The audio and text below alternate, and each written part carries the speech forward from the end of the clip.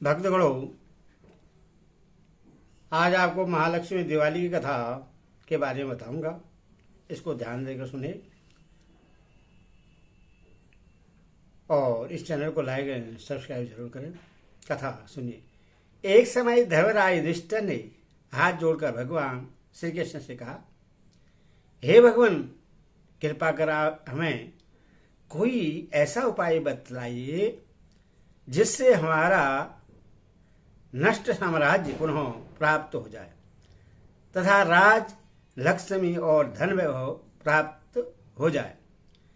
श्री कृष्ण भगवान बोले, हे राजन, जब दैत्यराज बलि राज्य कर रहे थे तब उनके राज्य में सारी प्रजा सुखी थी।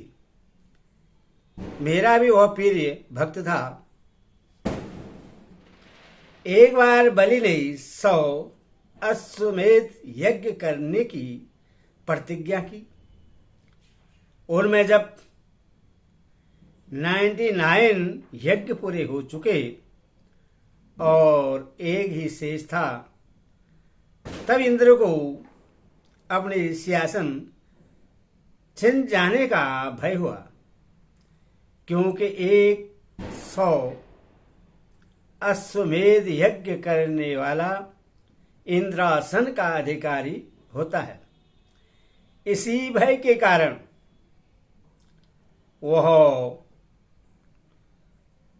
रुद्र आदि देवताओं के पास पहुंचा, किंतु कोई उपाय वे न कर सके।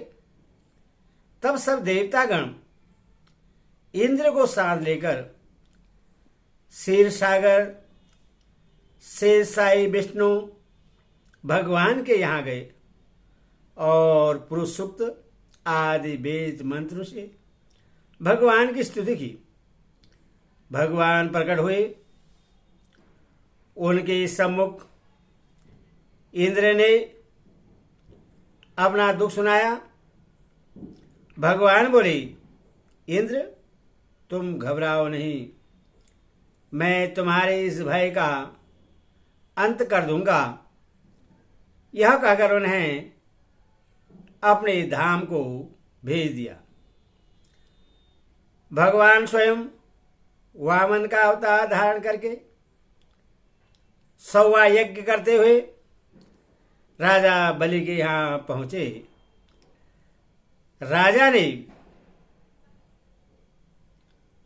राजा से उन्होंने 3 डेक 3 पग जमीन का दान मांगा।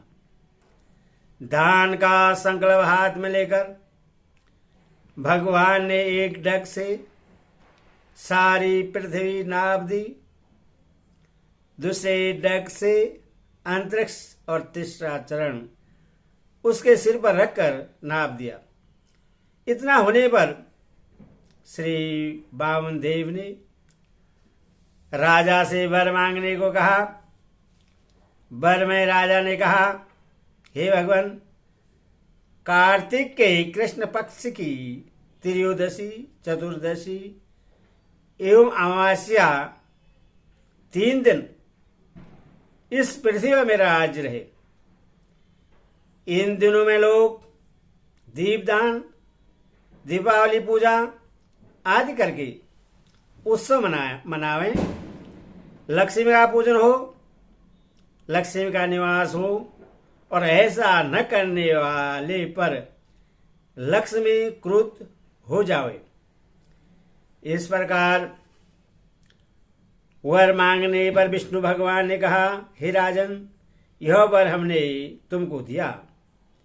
इस दिन लक्ष्मी पूजन, दीपावली करने वाले के घर लक्ष्मी का निवास होगा और अंत में मेरे धाम को प्राप्त होगा।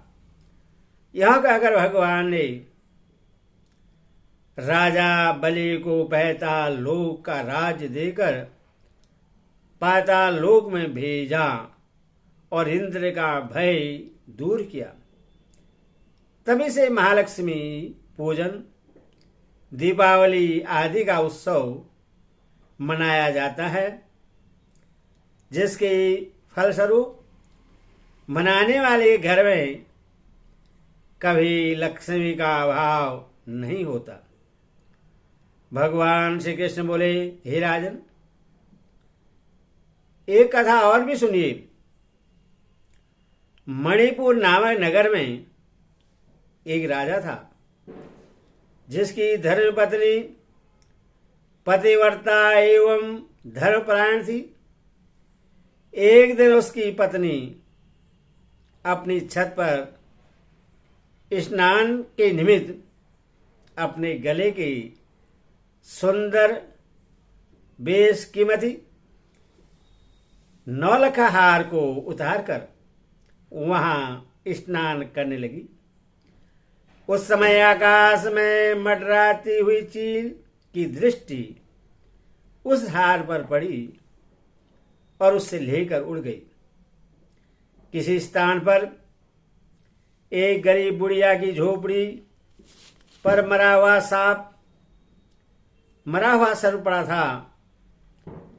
चील की दृष्टि सर्व पड़ते ही हार को छप्पर पर छोड़कर सर्प को लेकर चंपत हुई।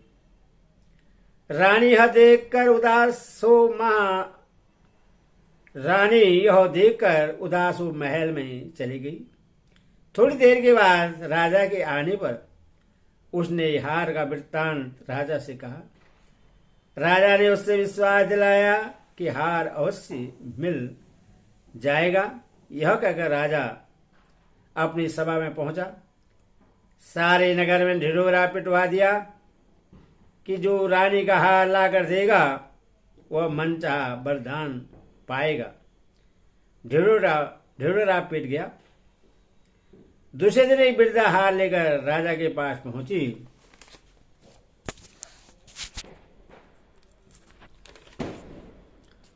और राजा को वो हार दे दिया। राजा ने वरदान मांगने के लिए कहा।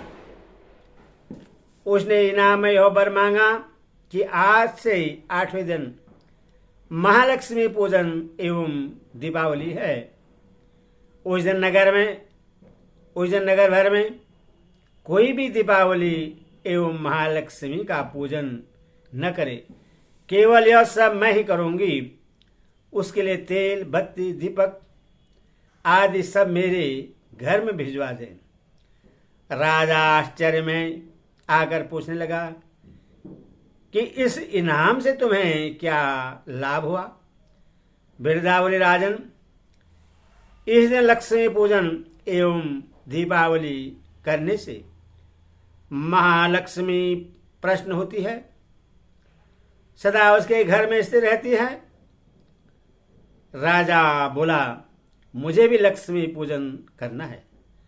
वृद्धा ने कहा कि प्रथम मैं करूंगी, बाद में आप करना।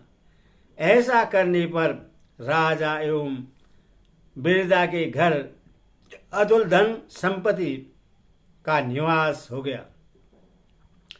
इसीलिए महालक्ष्मी की प्रसन्नता के लिए बड़े बड़े राज प्रसादों से लेकर रंग की झोपड़ियों तक में सर्वत्र महालक्ष्मी का पूजन होता है।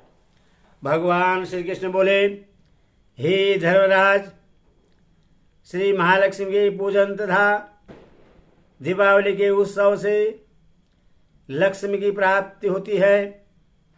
इसलिए राजन, तुम भी करो। तुम्हारा खोया हुआ राज तुम्हें फिर प्राप्त हो जाएगा। ये महालक्ष्मी वर्धक 15 का यंत्र है।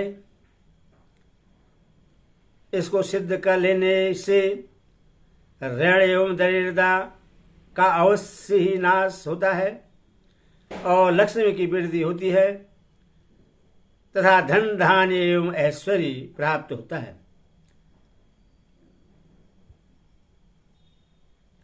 श्री गणेशां परतम यादव व्यासम वाग्देवता गुरुसो मां लक्ष्मी पूजां पद्धति लिखाम्यहम्। महालक्ष्मी की जय, महालक्ष्मी की जय, महालक्ष्मी की जय, महालक्ष्मी की जय, महालक्ष्मी की जय, महालक्ष्मी की जय। महालक्ष्मी की जय, महालक्ष्मी की जय, महालक्ष्मी की जय, महालक्ष्मी की जय, महालक्ष्मी की जय, महालक्ष्मी जय। शुद्ध जल से स्नान करके शुद्ध वस्त्र आदि धारण कर सपति यजमान पूर्वी की ओर मुख करके आसन पर बैठे। पुरोहित यजमान के सामने बैठे।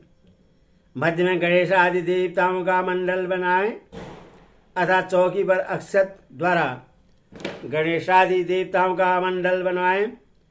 कलश स्थापना करें। दूसरी चौकी पर शुद्ध वस्त्र बिछाकर उस पर लक्ष्मी नारायण की सुवर्ण की मूर्ति या जो प्रसिद्ध हो सके वैसी मूर्ति पथरावें।